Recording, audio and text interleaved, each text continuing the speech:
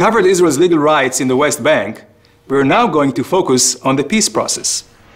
Many suggest that Israel's presence in the West Bank, what some people call the occupation, is the cause of Palestinian hostility towards Israel, and the reason there is no peace. But is that really true? If Israel's presence is the cause of the conflict, then it follows that there was no conflict before 1967, when Israel was not in the West Bank, right? Let's look at the facts. The PLO, the Palestinian Liberation Organization, was created in 1964, when the entire West Bank and Gaza was in Arab hands. Why create the PLO in 1964, when Israel has no presence in the West Bank and Gaza? What Palestine were they liberating? The PLO emblem gives us the answer.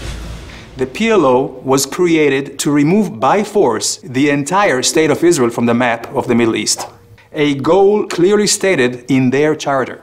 This goal was not new. The PLO was continuing a long Arab history of saying no. No to the national self-determination of the Jewish people. No to recognizing the Jewish ancestral homeland.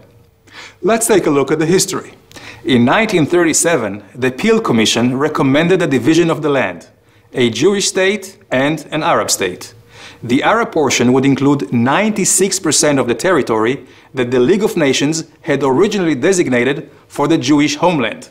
This included far more than just the West Bank. However, instead of accepting the Jews as peace partners, the Palestinian leader Haj Amin al-Husseini said no, and found a partner whose vision was closer to his own. In 1947, the United Nations recommended the partition plan, which again offered the Arabs far more than just the West Bank. The Jews said yes. The Arab leaders again said no, and launched a war of extermination.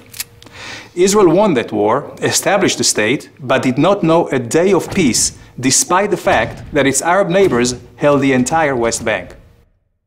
The Arabs continued saying no. They attacked Israel relentlessly, using the West Bank as a launching pad, until Israel took it over in a war of self-defense in 1967. After the war, the Arab League rejected all attempts at peace. They continued to choose force over negotiation. And at a summit in the city of Khartoum, we again heard no, no, no. Let's fast forward to 1993. Israel and the Palestinians signed the Oslo Accords. Were the Palestinians finally saying yes? It appeared so. Israel said yes and gave territorial control to a Palestinian government it helped establish. But despite signing agreements, the Palestinian actions said no. During the next 5 years, Israel saw a significant increase in terrorist attacks, which killed hundreds of Israelis. In 1996, Yasser Arafat, the Palestinian leader, declares, "We plan to eliminate the state of Israel and establish a purely Palestinian state." But Israel did not give up saying yes. In 2000, Israel's Prime Minister Barak offers the Palestinians 93% of the West Bank. Again, the answer is no, together with increased terror. In 2005, Israel withdraws from the Gaza Strip, uprooting 8,500 Israeli citizens, hoping to advance peace. The Palestinians again say no. This time they increase rocket attacks from Gaza against Israeli civilians by over 500%. In 2008, another Israeli attempt at yes.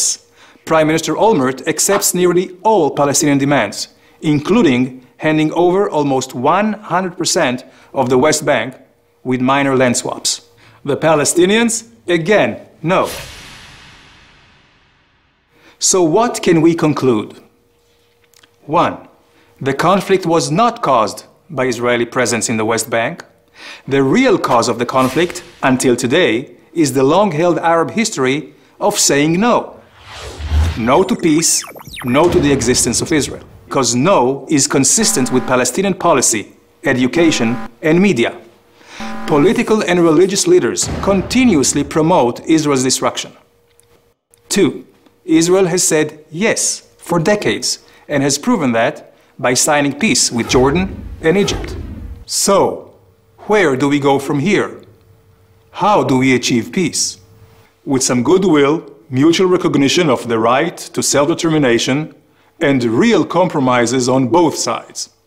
Israel, for its part, will continue saying yes to a real and enduring peace.